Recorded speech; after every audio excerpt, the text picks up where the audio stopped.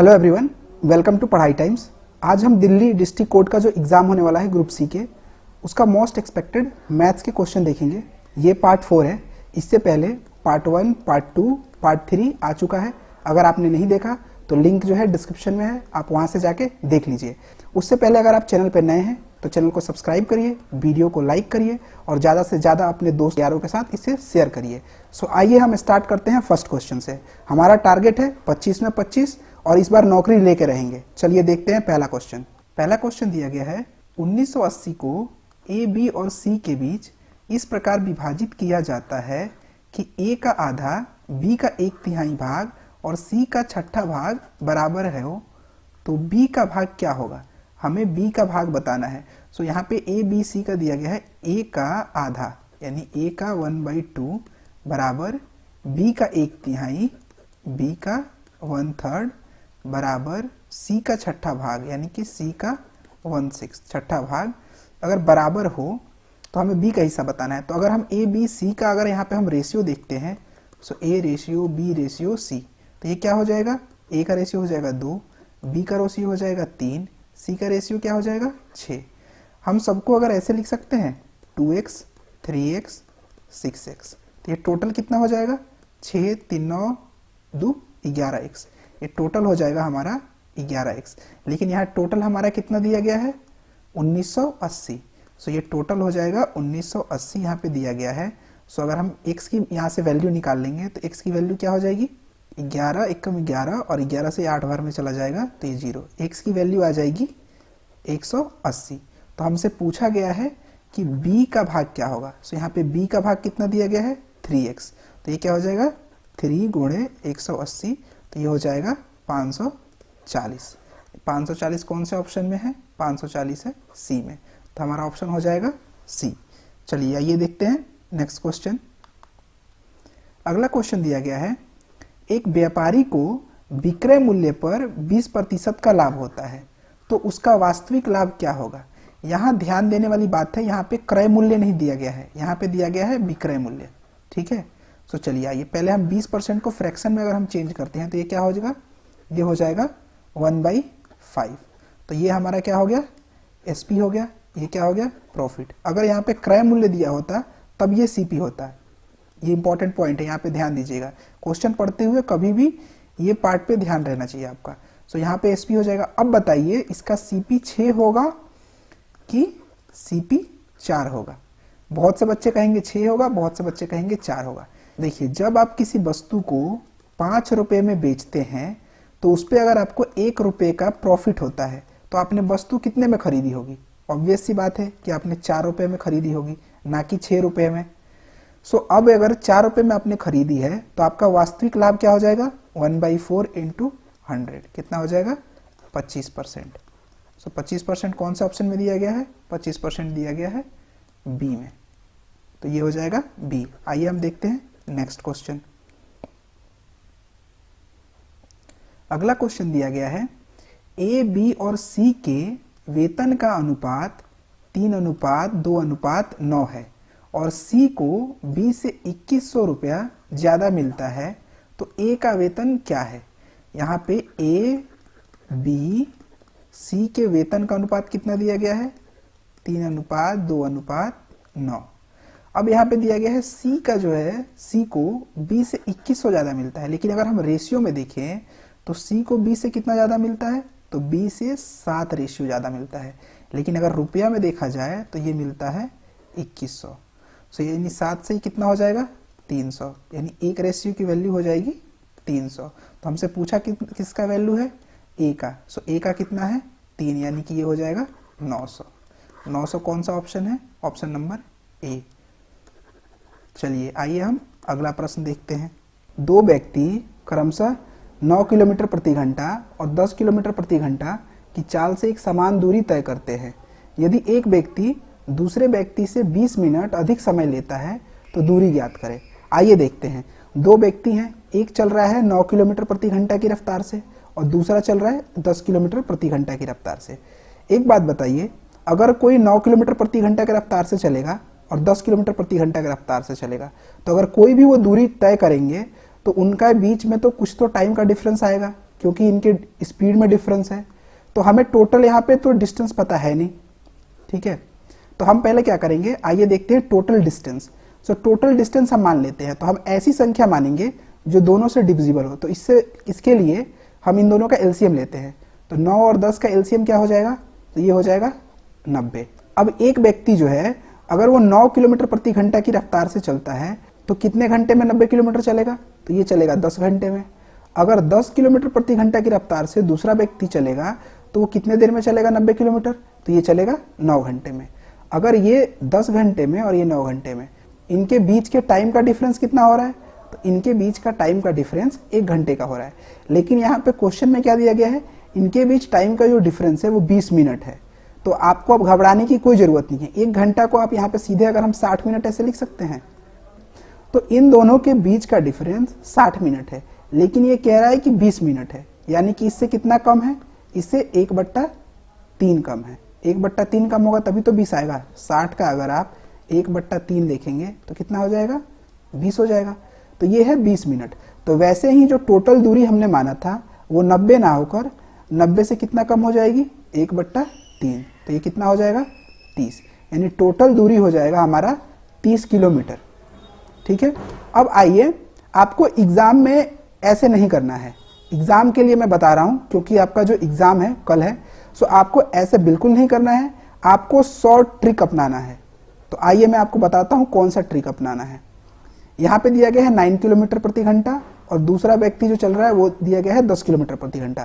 तो आप लिखिएगा 9 किलोमीटर प्रति घंटा इंटू 10 किलोमीटर प्रति घंटा बट्टा में इन दोनों का डिफरेंस। सो इन दोनों का डिफरेंस कितना हो जाएगा, 1 इंटू जो समय दिया गया है, समय यहाँ पे कितना दिया गया है, 20 मिनट। तो हमें मिनट में नहीं लिखना, इसको घंटे में लिखना है। तो इसको घंटे में करने के लिए हम क्या कर देंगे, 20/60।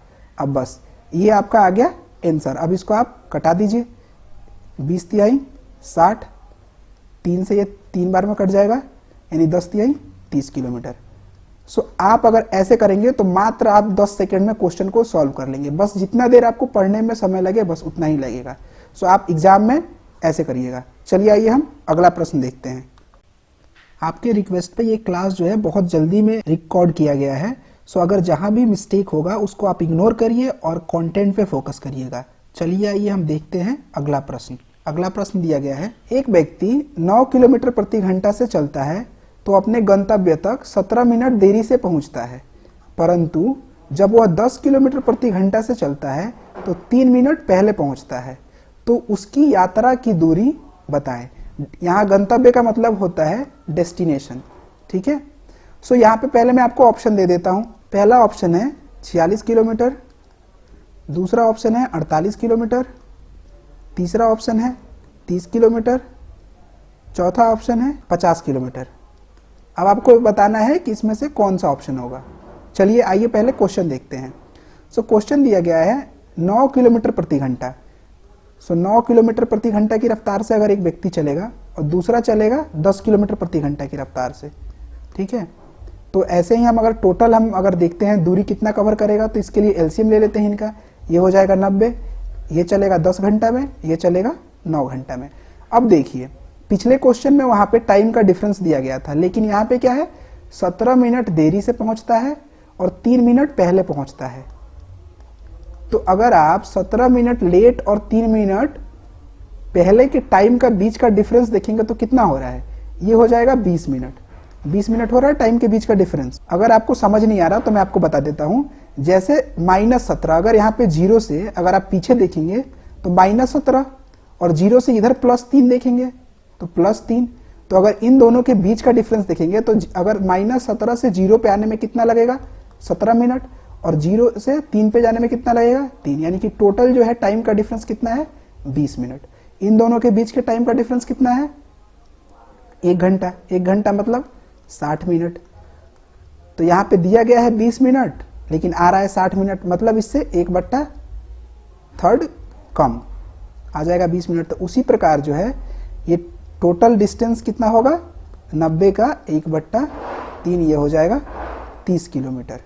अब देखिए, अब अगर मैं दूसरे टाइप से आपको बताऊं जो मैंने शॉर्ट ट्रिक बताया था, तो उससे आप करेंगे तो कैसे होगा, 9 किलोमीटर प्रति घंटा, 10 किलोमीटर प्रति घंटा, और इन दोनों के बीच का डिफरेंस कितना है, 1, इनटू इन दोनों के बीच का डिफरेंस कितना है 20 मिनट और बट्टा 60 सेम 20 तिहाई 60 3 तिरी के 9 10 तिहाई 30 किलोमीटर। Option number C.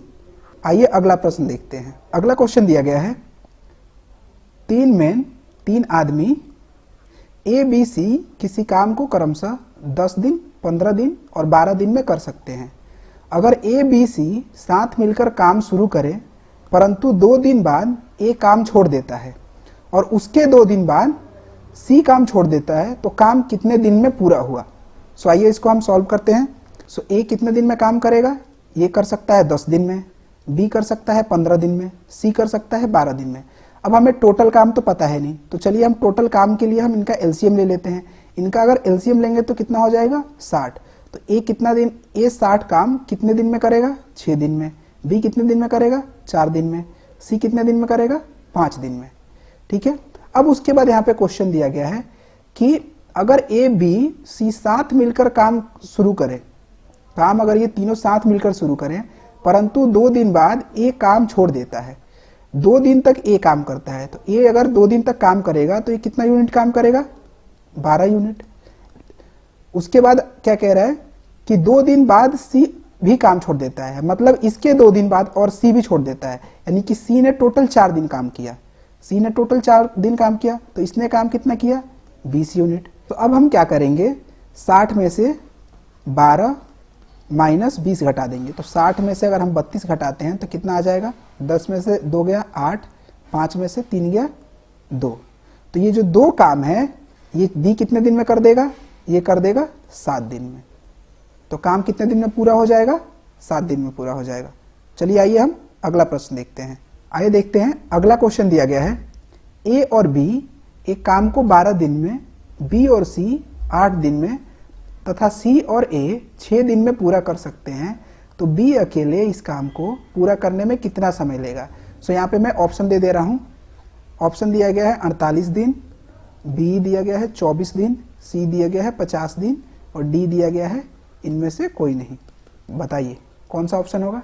आइए हम पहले देखते हैं क्वेश्चन।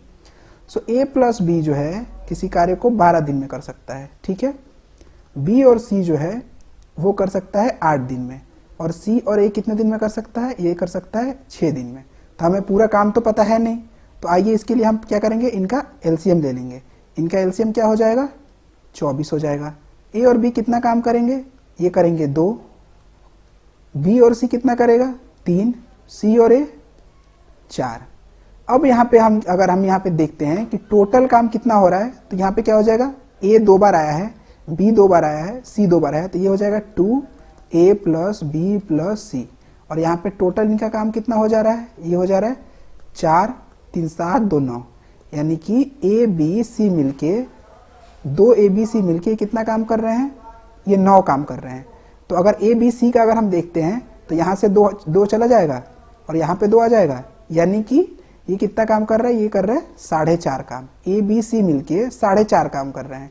हमसे पूछा क्या गया है, बी अकेले इस काम को पूरा करने में कितना समय लेगा।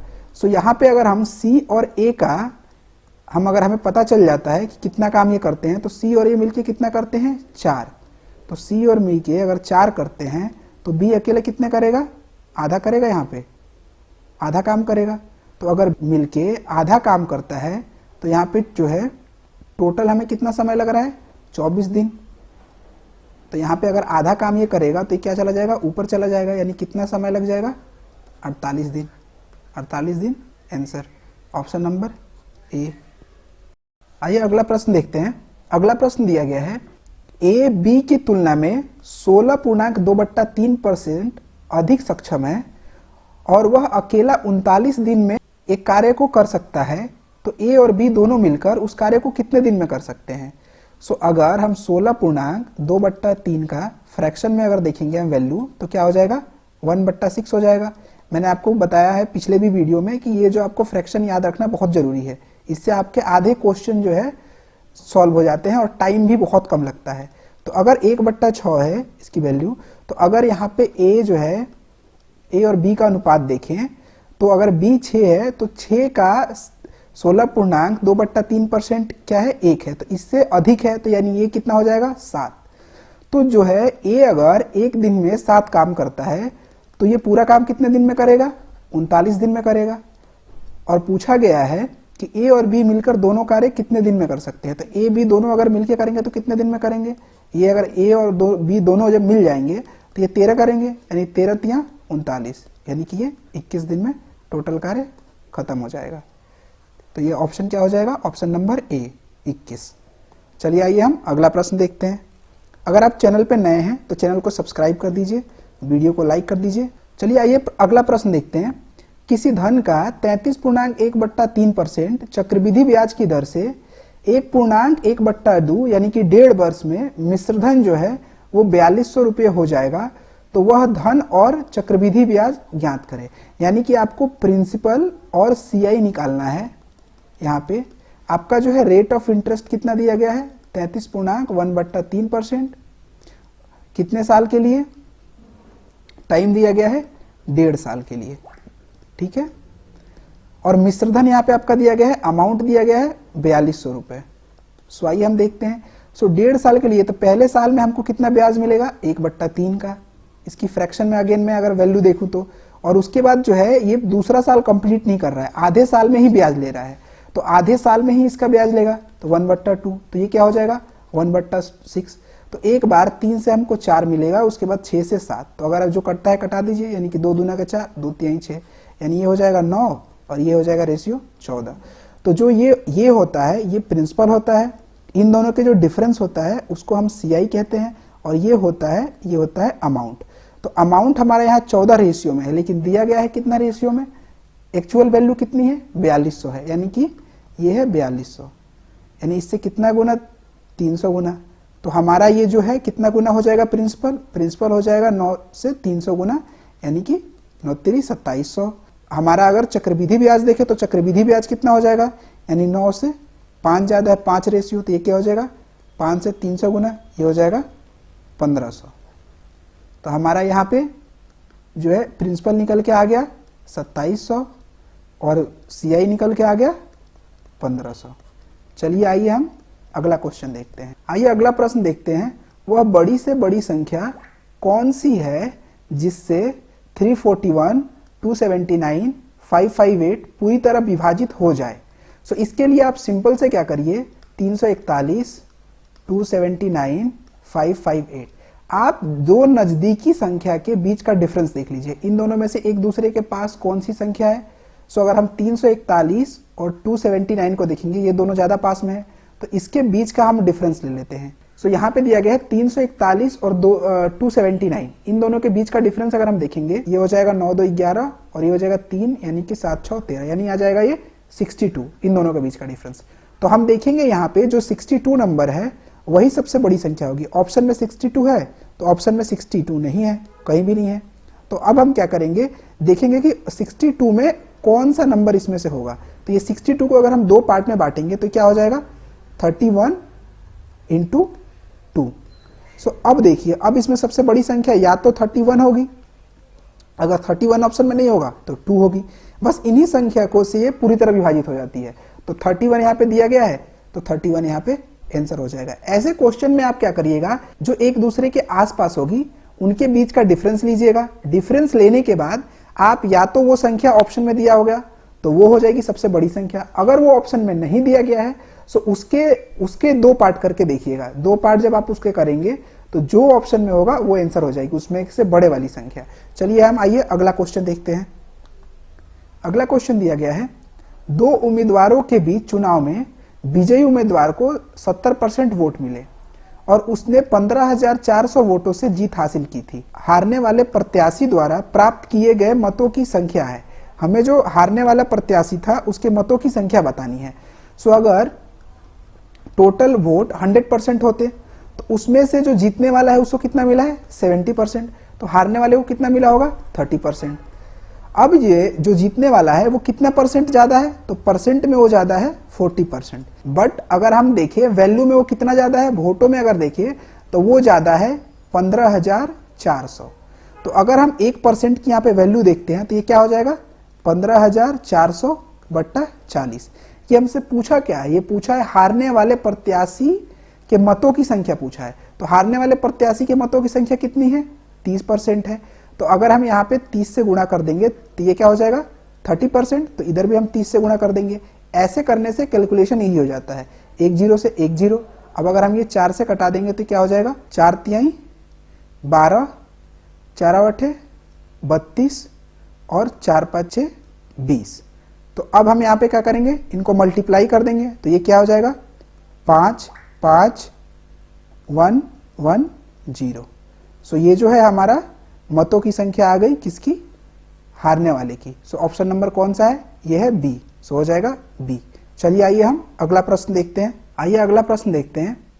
किसी वस्तु को 436 रुपये में बेचने पे उतने ही हानि होती है जितनी कि उस वस्तु को 464 में बेचने से लाभ होता है। तो उस वस्तु का क्रय मूल्य बताएं। हमें उस वस्तु का सीपी बताना है। अगर हम उसको 436 रुपये में बेचते हैं तो जितना लॉस होता है उतना ही प्रॉफिट होगा जब हम उसको 464 में बेचेंगे। तो ऐसे क्वेश्चन के लिए आपको मात्र 10 सेकंड लगेगा इस क्वेश्चन को सॉल्व करने के लिए, मात्र 10 सेकंड। एग्जाम में ऐसे क्वेश्चन को आप 10 सेकंड में सॉल्व कर सकते हैं। आपको करना क्या है? सिंपल से लिखिएगा 436 प्लस 464। जब इसको जोड़ेंगे तो क्या हो जाएगा? 6 4 10, 6 3 9 1 10, 4 4 8 1 9। 900 आएगा, उसमें आप 2 से भाग दे दीजिएगा। 2 से भाग देने पे ये क्या आ जाएगा? 450। 450 जो होगा यही आपका सीपी हो जाएगा, 450। इसके लिए मैं एक्सप्लेन नहीं कर रहा हूँ, अभी एग्जाम है तो इसीलिए मैंने ये आपको ट्रिक बता दिया, शॉर्ट ट्रिक। आप एग्जाम में कोई भी वैल्यू रहे यहाँ पे, बस आपको 2 चीजें देखनी है कि उतने ही हानि और उतना ही लाभ। ये दोनों चीज देखिएगा, जहां दिया गया हो आपको सिंपल कुछ नहीं करना है, दोनों वैल्यू को जोड़िएगा डिवाइडेड बाई 2 और जो आएगा वो होगा आपका सीपी। सो आज के लिए इतने ही क्वेश्चन देखते हैं गाइज। कल आप अपना एग्जाम अच्छे से दीजिए और जिनका एग्जाम 7 तारीख को है वो जुड़े रहें और नई नई वीडियो आती रहेंगी। और आप लोग कमेंट करके बताइए कि अब मैं किस चीज की वीडियो लेके आऊं, कौन सा क्लास ले आऊं। मैं जीके का बहुत जल्द क्लास स्टार्ट करने वाला हूं, प्रॉपर जीके का। और अगर आप मैथ की भी वीडियो चाहते हैं तो बताइएगा, मैं चैप्टर वाइज जो है मैथ की वीडियो लेके आऊंगा। और आप लोग कमेंट करके बताइए कि आप लोग कौन से एग्जाम की तैयारी कर रहे हैं, तो उस हिसाब से मैं वीडियो ले आऊंगा आप लोग के लिए। चलिए मिलते हैं नेक्स्ट वीडियो में, तब तक आप खुश रहिए, मुस्कुराते रहिए। See you in the next video.